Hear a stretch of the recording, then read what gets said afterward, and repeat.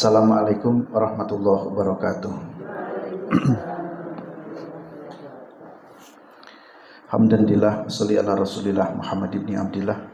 La haula wa la quwata illa billah, ma ba'du. Qala Allah ta'ala fil Qur'anil Karim, a'udzu billahi minasyaitonir rajim. Ya ayyuhalladzina amanu ittaqullaha haqqa tuqatih wa la tamutunna illa wa antum muslimun. Wa qala sallallahu alaihi wasallam, fa inna asdaqal hadisi kitabullah wa inna afdalal huda nabi sallallahu alaihi wasallam wa syarrul umuri muhdatsatuha wa kullu muhdatsatin bid'ah wa kullu bid'atin dhalalah wa kullu dhalalatin finnar. Ibu-ibu jemaah pengajian Sabtu pagi yang saya hormati, kita akan melanjutkan kajian hadis dari kitab Bulughul Maram, masih di dalam bab persaksian di hadis 1421. Sudah banyak kita singgung di hadis-hadis sebelumnya tentang pentingnya saksi ya. Dalam beberapa kasus itu,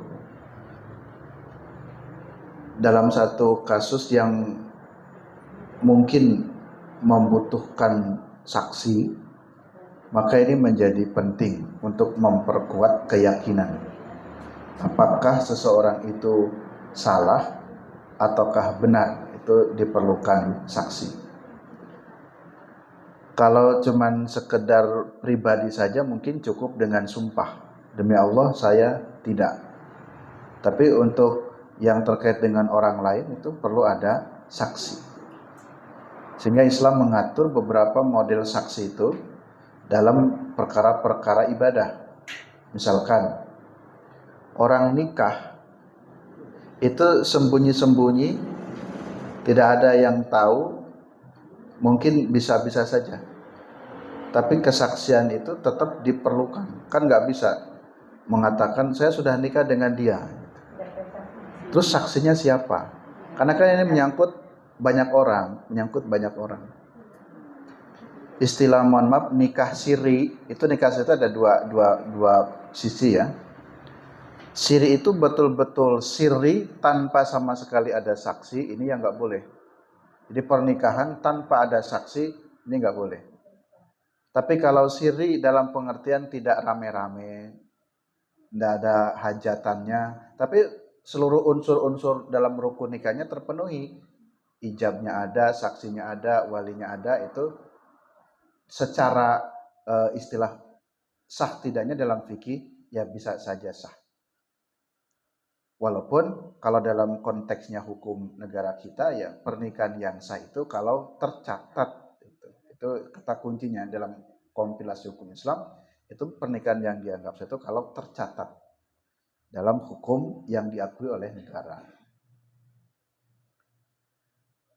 Itu contoh pernikahan sebuah ibadah harus ada saksi, dan ulama sepakat saksinya ada dua. Jadi saksi dalam pernikahan itu dua. Contoh lagi, di dalam bertransaksi jual beli muamalah itu juga perlu ada saksi. Saksinya juga disebutkan dua. Ya. Biasanya kalau mau jual beli tanah, itu, menyerahkan pergantian hak kepemilikan dari si A ke si B, itu tidak cukup hanya berdua saja. Ya. Ibu menjual tanah A, dijualkan kepada si B, itu tidak hanya berdua tapi harus ada saksinya. Ya saksi tentu sekarang ada tertulis, ada notarisnya, lalu juga ada yang ikut menyaksikan bertanda tangan atau menyaksikan secara khusus ketika serah terima atau jual beli tanah tersebut. Nah, itu juga perlu ada saksi. Itu dalam konteks muamalah.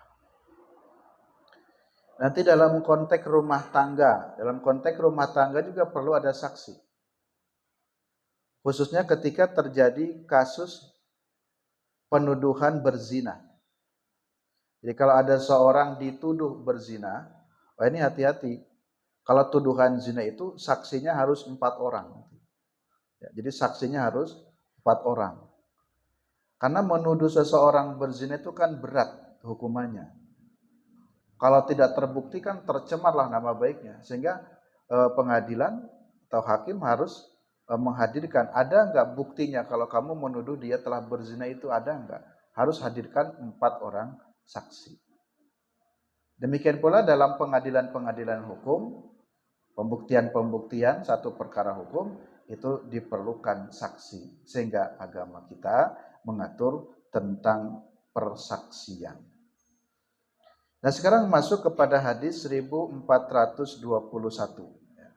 Saya bacakan langsung, nanti Ibu menyimak, nanti di akhir bisa 1431. 1431. Tadi saya nyebutnya apa? Oh.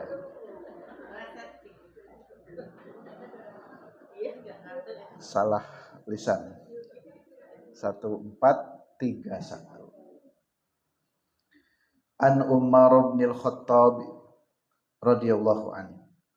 Dari Umar bin Khattab, semoga Allah meridhai kepadanya, annahu khataba.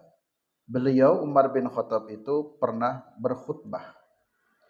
Faqala, lalu dalam khutbahnya berkata begini, inna unasan kanu yu'khaduna bil wahyi fi ahdi Rasulillah sallallahu alaihi wasallam.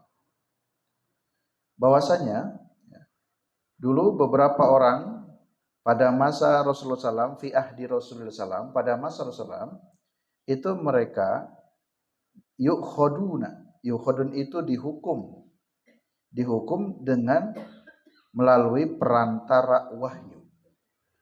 Maksudnya ketika masa Nabi masih hidup itu kan ada wahyu. Seluruh keputusan-keputusan hukum, si A dihukum ini, atau jika melakukan pelanggaran ini hukumannya seperti itu, maka hukuman itu berdasarkan petunjuk wahyu ketika Rasulullah SAW masih hidup. Wa inal wahya qad in qata'a, sekarang wahyu sudah terputus. Nabi sudah wafat. Kalau Nabi sudah wafat berarti tidak ada lagi wahyu yang turun. Terus kalau wahyu sudah berhenti, bagaimana cara kita memutuskan satu perkara? Kalau dulu masa Rasulullah hidup wahyu masih ada, kalau ada perkara Allah kasih petunjuk, begini Muhammad aturannya, begini keputusannya. Nah, ketika wahyu sudah terputus, maka Umar mengatakan, wa innama na'khudukumul an'an bima dhahara lana min a'malikum. Kami atau aku, kata Umar, akan menghukum kalian sekarang ini dengan apa yang terlihat bagi kami dari amal-amal kamu. Jadi maksudnya Umar mengatakan begini, setelah Rasulullah wafat, ketika ada perkara-perkara yang harus ditetapkan, saya menunggu apa? Kan tidak mungkin menunggu wahyu. Tetapi akan saya putuskan dengan ijtihad saya. Jadi akan saya putuskan dengan ijtihadnya Umar. Tentu dengan cara melihat dari perbuatan-perbuatannya. Jadi mengamati seperti apa kasusnya, bagaimana perbuatannya, terus ditelaah kemudian barulah diputuskan. Hadis ini, Ibu sekalian, memberikan petunjuk bahwa ijtihad itu boleh. Dan Umar bin Khattab sendiri pun seorang sahabat yang melakukan ijtihad. Karena nanti di kalangan kaum muslimin terjadi perbedaan pendapat, kita itu tidak perlu lagi berijtihad, sudah cukup. Apa yang dilakukan oleh Nabi cukup. Kita tidak perlu ngarang-ngarang lagi, nggak perlu nambah-nambah lagi. Dalam satu sisi benar. Tapi di sisi yang lain, problem itu kan banyak. Yang problem itu mungkin tidak terjadi pada masa Nabi. Sehingga diperlukan rumusan-rumusan terbaru. Diperlukan ijtihad. Sehingga ijtihad itu selalu berkembang. Dan sahabat yang pertama kali berijtihad, kalau terpotret dalam hadis itu siapa? Mu'ad bin Jabal. Mu'ad bin Jabal itu kan pernah ditanya oleh Nabi ketika Mu'ad diutus ke negeri Yaman untuk berdakwah. Wahai Mu'ad, kalau nanti di tempat tugasmu berdakwah kamu mendapatkan masalah, bagaimana cara menyelesaikannya? Lalu kata Mu'ad, saya akan mencari penjelasannya, jawabannya dari Al-Quran. Terus kata Nabi, kalau di Quran tidak dapat, lalu kata Mu'ad, saya akan cari dari hadis, dalam pengertian apa yang engkau sampaikan itu akan aku lakukan. Lalu Nabi tanya lagi, jika tidak ditemukan dari Quran dan hadis, bagaimana cara menyelesaikan masalah? Lalu Mu'ad mengatakan, ajtahidu bi ra'yi, aku akan berijtihad dengan pikiranku. Nah, inilah salah satu pendalilan di kalangan ulama usul bahwa boleh berijtihad, itu boleh. Ya, yang mungkin kalau Ibu sering mendengar istilah tekstual dan kontekstual. Ada yang aliran tekstual. Tekstual itu pokoknya dari dulu begitu ya begitu. Dari dulu begitu, tidak ada lagi ya tambahan-tambahan, tidak ada lagi pengayaan-pengayaan. Padahal dalam konteks-konteks tertentu pula itu diperlukan. Nah, kebetulan hadis ini bercerita tentang Umar. Jadi kata Umar, ketika dulu Nabi masih hidup, wahyu masih turun, maka seluruh keputusan-keputusan hukum itu didasarkan kepada wahyu. Nah, setelah wahyu ini berhenti, alias Rasulullah sudah wafat, maka aku akan menetapkan satu hukum dengan pertimbangan-pertimbanganku atau dengan ijtihadku. Dan Umar bin Khattab inilah dikenal salah seorang sahabat yang sering berijtihad. Tanda kutip ya, mengotak-ngatik hukum yang pada masa Rasulullah tidak ada, tapi diterabas atau dilakukan oleh Umar bin Khattab. Sehingga ini bukan satu kesalahan. Ya. Jadi sahabat pun boleh berijtihad. Ada beberapa contoh-contoh ijtihad. Misalkan tentang hukum had bagi pezina. Di sini kan ada tentang bab zina ya. Pezina itu hukumannya kan dicambuk atau dirajam bagi yang muhson. Yang ghair muhson dicambuk. Tetapi Umar bin Khattab membebaskan ada orang yang berzina tidak diapa-apakan. Tidak dihukum. Mungkin orang akan mengatakan, loh, kan kata Qurannya harus dirajam, kan kata hukumnya harus dicambuk. Tapi Umar dengan tegas tidak perlu dicambuk, tidak perlu dikenakan hukum had terhadap perzinahan itu. Apakah Umar bin Khattab bertentangan dengan Rasulullah? Tentu tidak. Karena Umar bin Khattab ini juga mempertimbangkan sehingga perlu ada putusan. Saat itu kasusnya begini. Ada seorang perempuan kehausan. Dia tidak ada makanan, tidak ada minum. Saking hausnya, akhirnya dia terpaksa harus meminta air. Dan dia minta air kepada seorang penggembala kalau nggak salah. Dia minta minum kepada si penggembala, tapi si penggembala nggak mau ngasih air minum. Dia ngasih syarat, saya akan kasih minum engkau, tapi syaratnya engkau harus berzina denganku. Coba milih mana itu? Betul-betul haus. Akhirnya pertimbangan si wanita ini untuk mempertahankan hidup supaya tidak mati, dia ingin minum, lalu kemudian terjadilah perzinahan. Dipaksa dengan syarat tadi oleh si penggembala. Setelah terjadi kasus itu, ditangani kasus ini oleh Umar bin Khattab. Ya. Dan dalam penanganan kasus ini, Umar bin Khattab juga mengajak Ali ya, untuk memutuskan perkara ini. Akhirnya pertimbangannya Umar bin Khattab, memang betul di dalam Al-Quran hukum zina itu kan harus kena had. Tapi ada seorang pezina ini dibebaskan, ini tidak boleh dihukum. Kenapa? Karena sebab peristiwanya begini. Dia berzina itu dipaksa. Dia berzina itu dalam keadaan terpaksa. Dia berzina itu karena untuk mempertahankan jiwanya, karena dia haus yang sangat haus. Jika tidak minum, mungkin kematian akan menimpa kepadanya. Sehingga orang yang berzina dengan peristiwa dan kasus yang semacam ini tidak harus dicambuk. Tidak perlu dikenakan had. Walaupun dalam riwayatnya saya lupa apakah itu muhsan ataukah ghair muhsan. Tapi intinya Umar bin Khattab tidak melakukan putusan Al-Quran yang kata Quran kalau berzina itu harus dicambuk ataukah harus dirajam. Tentu ini bukan sebuah kesalahan.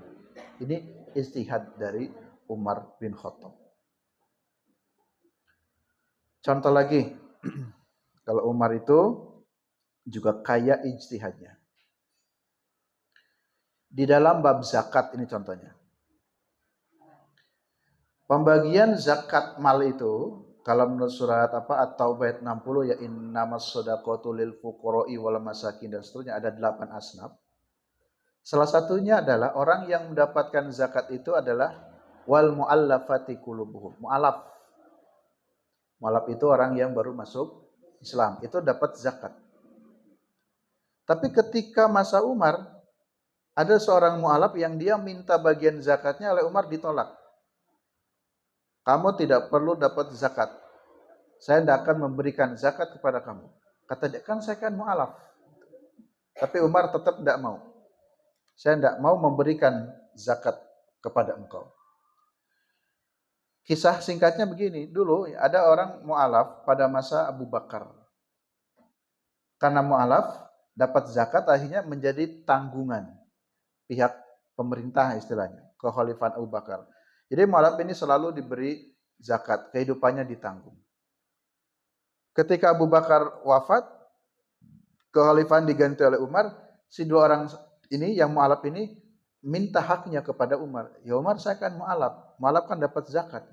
Tapi Umar menolak. Saya tidak akan memberikan zakat kepadamu. Mualafnya itu sudah selesai.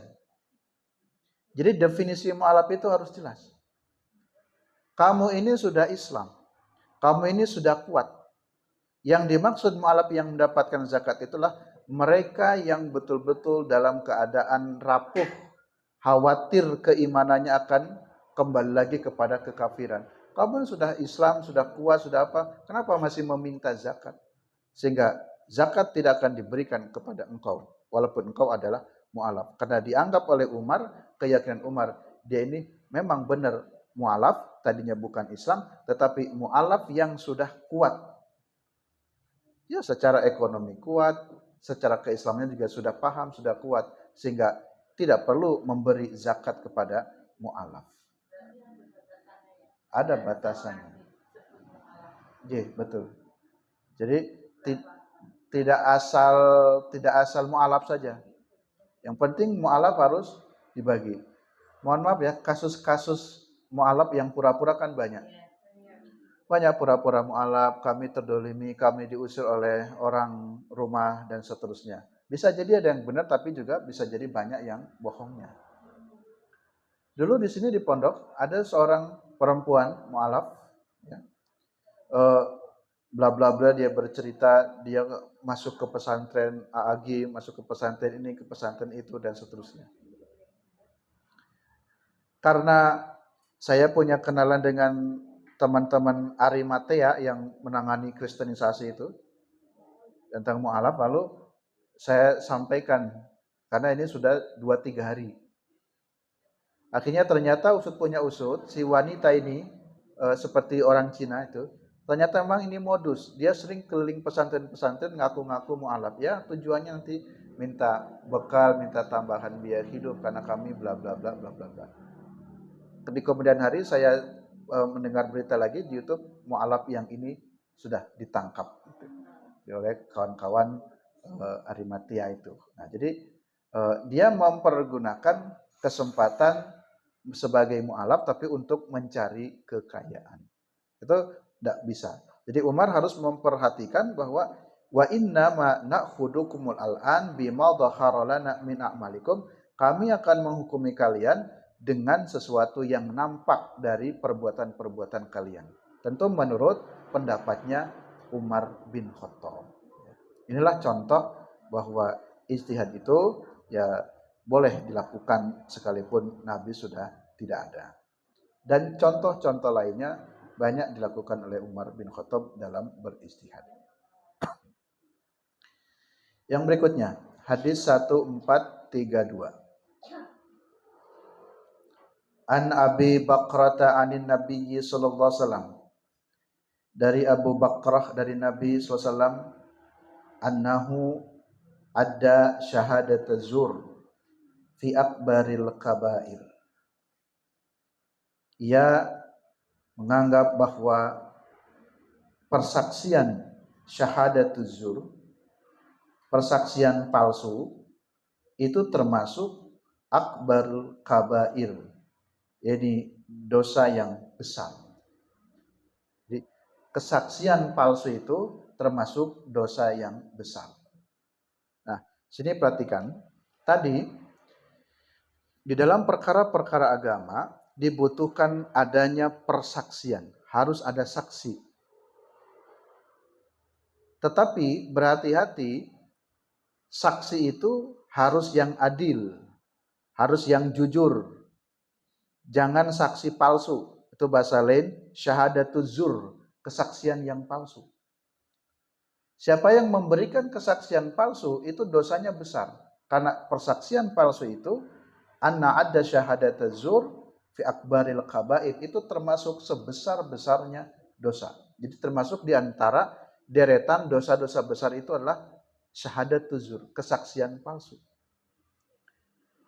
Kesaksian palsu ini, misalkan ini dari tingkat yang terburuk nih, saksi palsu ini begini. Seseorang memberikan kesaksian yang dia tidak tahu, yang dia tidak melihat, dia tidak mendengar, tapi pura-pura memberikan kesaksian. Saya melihat, saya mendengar. Itu saksi yang palsu. Kan banyak, sekarang dalam pengadilan-pengadilan ya.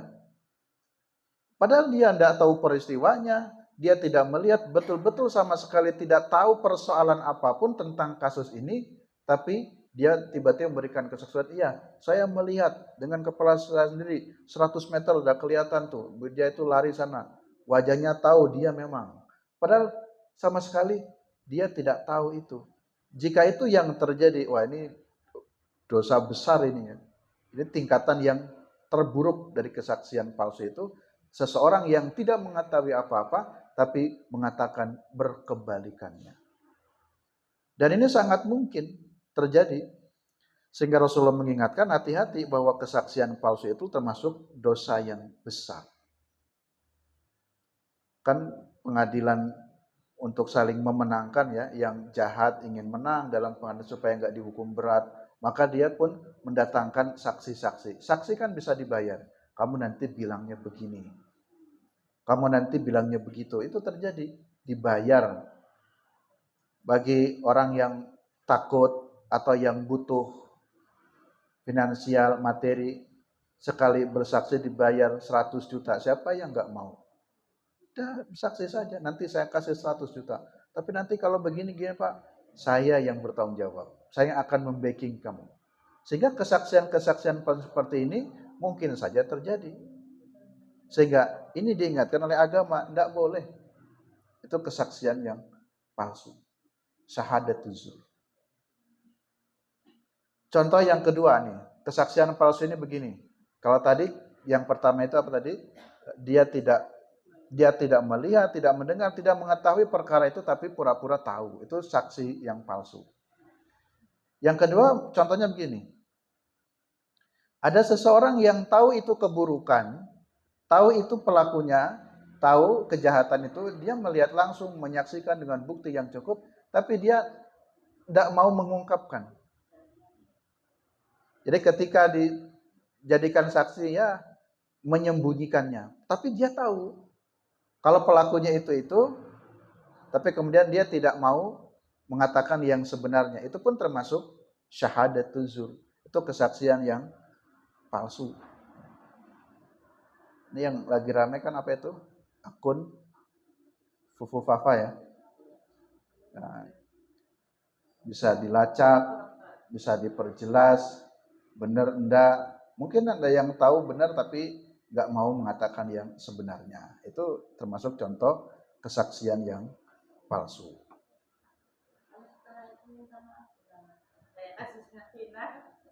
Ya, awalnya seperti meyakinkan begini.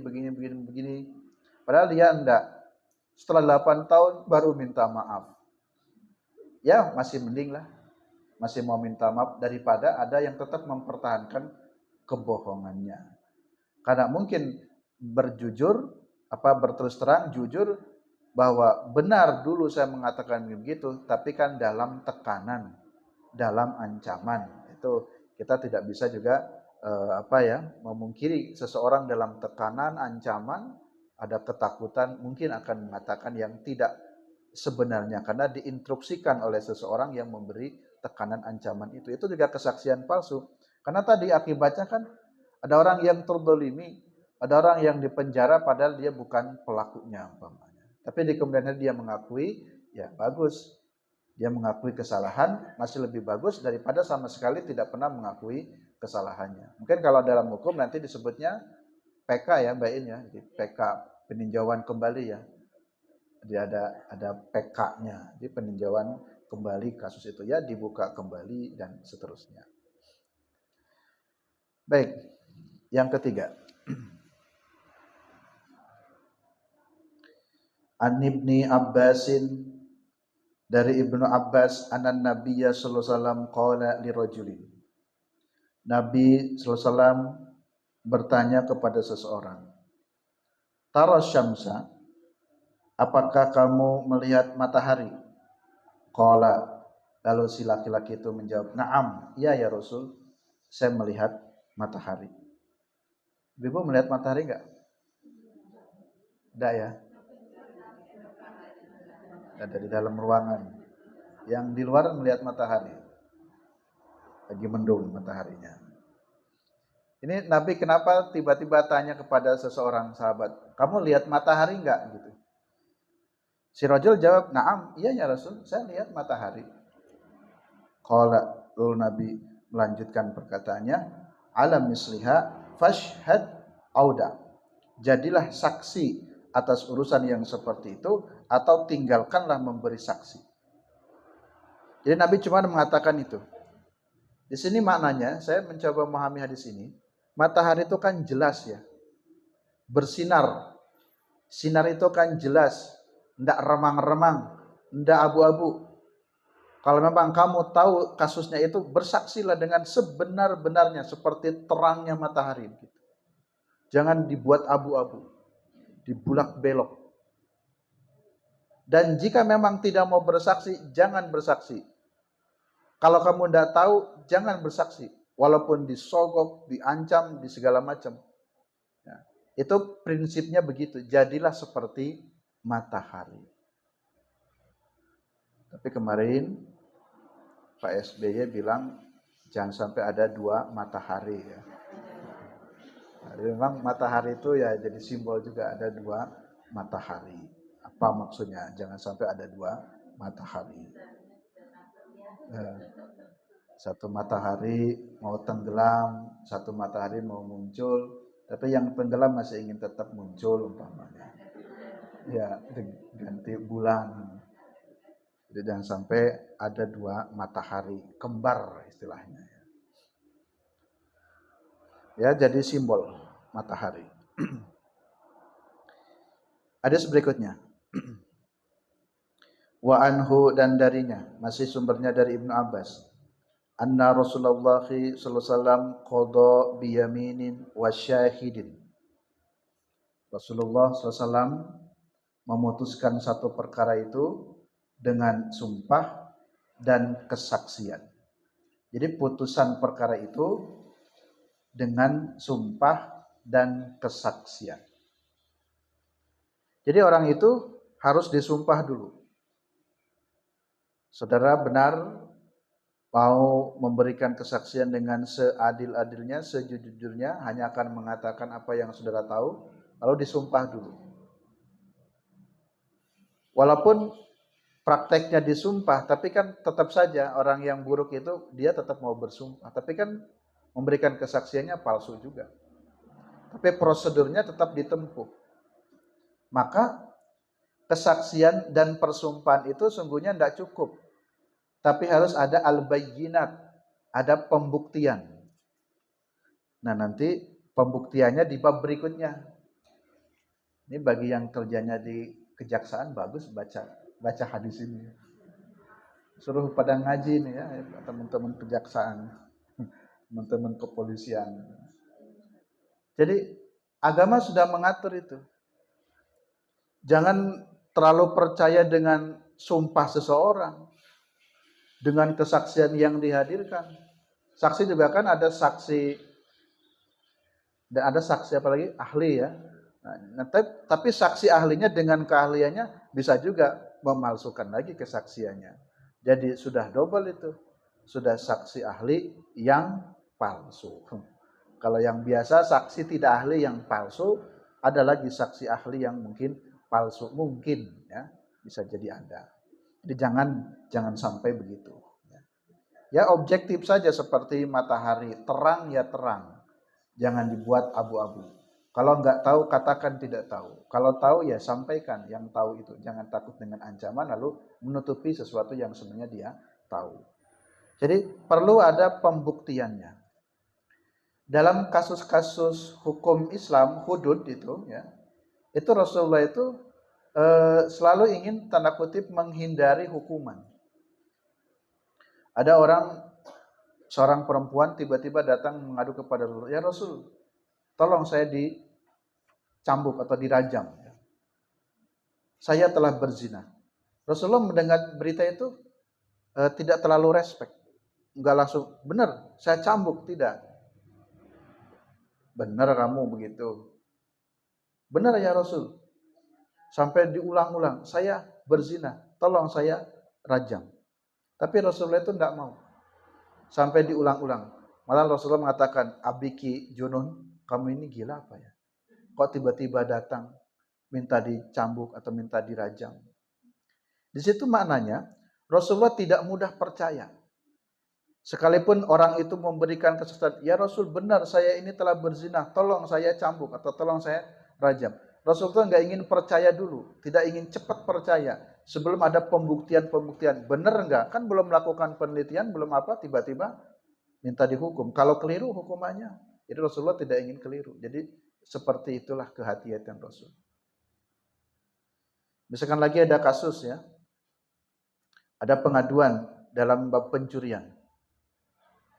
Ya Rasul, ini si fulan mencuri. Itu di Bulughul Maram juga ya, Bu Umi kemarin ya mengkaji ya. Ada tentang bab pencurian. Diadukan kepada Rasul, diseret orang itu. Ya Rasul, dia sudah mencuri. Dia harus dipotong tangan. Tapi Nabi enggak cepat-cepat ingin potong tangan. Nabi tidak ingin gegabah gitu. Benar ya Rasul, saya melihat dia mencuri. Walaupun dia mengatakan saya lihat mencuri, tapi Rasulullah tetap harus melakukan penelitian dulu, ditelah dulu. Ya Rasulullah dengan bahasa yang sederhana, yang ringan, mengatakan begini, saya kok nggak percaya ya kamu mencuri. Tapi yang lain mengatakan, benar ya Rasul, dia mencurinya. Terus dia juga bilang, benar ya Rasul, saya mencurinya. Tapi Rasul mengatakannya sesuatu yang seperti ingin menghindari dulu. Kok rasa-rasanya saya nggak percaya kalau kamu pelakunya. Jadi disitulah untuk menunjukkan bahwa kehati-hatian di dalam memutuskan satu perkara itu jangan tergesa-gesa ya. Mendengar kabar anaknya begini-begini, langsung emosi, langsung suudon. Mesti dia yang memukul anak saya, bla bla bla. Enggak, tenang dulu, santai dulu. Jangan panik. Kita teliti dulu benar enggak kasusnya seperti apa. Lalu anak kita disalahkan. Padahal belum tentu juga. Mungkin ada salahnya, tapi tidak seluruhnya salah pada anak kita. Kita harus objektif. Ya.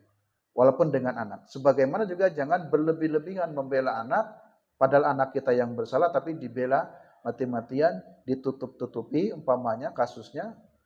Ya, padahal itu kasus cuman kecelakaan biasa, tabrakan biasa karena malu, tabrakannya mungkin karena dia ugal-ugalan, karena mungkin dia mabuk, malu juga anaknya mabuk, mati anak pejabat, bikinlah kasus yang lain umpamanya, oh ternyata ini dibunuh, ini pembunuhan, karena aduannya pembunuhan, ya harus bikin lagi aturan-aturannya, berarti namanya pembunuhan harus ada ininya, saksi dan seterusnya. Ya tidak perlu berlebih-lebihan juga membela anak. Dan tidak perlu juga kita menyalah-nyalahkan anak. Kita dengarkan dulu dengan objektif. Memang itu butuh kesabaran ya. Ya ibu menangani anak saja lah, menangani anak, menangani cucu atau saudara. Ada kasus yang saling berselisih. Kita harus adil sebagai seorang ibu, sebagai orang tua. Semua kan anak-anaknya. Kita dengarkan pendapat anak pertama, pendapat anak kedua. Tapi kalau mendengarkan pendapat itu menurut saya jangan bareng Bu ya. Bukan nggak boleh, biasanya kurang objektif. Jadi saya biasanya kalau ada kasus-kasus seperti itu tidak dibarengkan dulu.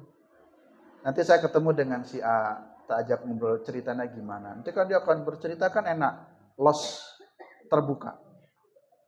Ketika si A kasusnya dengan si B, nanti kita sempatnya ketemu dengan si B. Nanti dia juga akan ceritakan, kita nanti bisa. Tapi kalau barang itu nanti tahap berikutnya ya. Jika kemudian tetap tidak bisa dipertemukan terjadi, ya nanti kan ada istilah kalau dalam pengadilan apa itu ya Mbak Indah? Setelah mediasi itu di konfrontir gitu ya. Nah, jadi dalam kasus tertentu mungkin bisa masuk kategori itu ya, diperdebatkan kedua belah pihak. Tapi kalau untuk menggali, menurut saya sepertinya jangan langsung dibarengkan. Kita gali seluas-luasnya secara person, dia bercerita tentang apa, nanti yang berkebalikannya juga bercerita tentang apa. Yang terakhir, An Abi Hurairah misluh akhrajahu Abu Dawud wa Tirmidzi wa Ibnu Hibban. Nah, ini hanya tambahan saja penjelasannya. Nah, tadi yang saya sampaikan di dalam Al-Qur'an misalkan surat An-Nur ayat 4 dan ayat 13, di situ dijelaskan tentang kesaksian qadhaf ya. Kesaksian qadhaf itu menuduh seseorang berzina. Itu saksinya diperlukan 4 orang. Itu harus ada 4 orang. Bagi dalam kasus penuduhan berzina, qadhaf ya. Mohon maaf ibu-ibu sini ada yang punya kos-kosan? Ada Bu ya? Nah, umpamanya ya, satu tempat di kos-kosan terjadi perzinahan anak kos kita itu. Dan ada yang melaporkan salah satu anak kos, Bu, ini berzina Bu. Itu jangan langsung cepat menghakimi. Tapi kumpulkan dulu data, kumpulkan dulu bukti. Ya. Jangan langsung dikeluarkan, tapi betul-betul dipastikan dulu, diyakinkan dulu. Kalau untuk mengungkap sebuah fakta. Karena kalau kita tidak punya saksi, malah nanti kita yang dituduh mencemarkan nama baik. Wong saya nggak zina kok dibilang zina, mana buktinya? Itu kan baru prasangka saja, belum tentu benar-benar berzina. Nah, jadi dalam banyak hal ya kita harus berhati-hati di sekolah, di asrama, di pesantren, dimanapun kalau ada kasus-kasus itu jangan langsung ya. Tapi kita teliti dulu, perdalam dulu, pertimbangkan dulu. Tapi tetap dengan perhatian karena ini kasusnya kan benar buruk, jika terjadi kan kos kita jadi malu juga dan seterusnya. Nah, itu harus ada 4 orang saksi. Kalau dalam surat Al-Baqarah 282 ini tentang saksi dalam jual beli hutang piutang, tadi harus ada 2 orang saksi, tadi sudah saya jelaskan ya. Di dalam bab muamalah itu harus faktubu, catatlah. Ya, idza tadayantum bidainin bi ajlan musamma faktubu. Ini penting mencatat itu. Nanti kalau terjadi perselisihan hutang, Bu, yang satu mengatakan hutangnya dulu itu 100 juta. Kata yang satunya bukan, itu enggak 100 juta, itu kurang loh, itu cuma 80 juta. Masing-masing ngotot. Siapa yang dimenangkan? Nanti yang dimenangkan yang punya catatan. Faktubuh. Maka harus dicatat. Ini adalah buktinya loh dulu. Dulu kan pernah ada kwitansinya. Dan tercatatnya betul 100 juta. Sehingga itu bisa kalah yang cuma sekedar bicara saja. Jadi harus ada catatan. Jadi dalam transaksi itu penting sebuah catatan. Ya. Ya.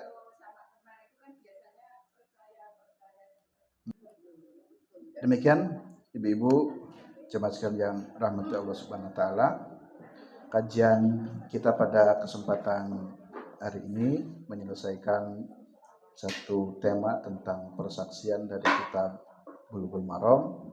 Insyaallah berikutnya kita masuk kepada ad-da'wah, jadi bukti-bukti atau pembuktian. Mudah-mudahan ada manfaatnya, kurang lebihnya mohon maaf. Billahi taufiq wal hidayah. Assalamualaikum warahmatullahi wabarakatuh.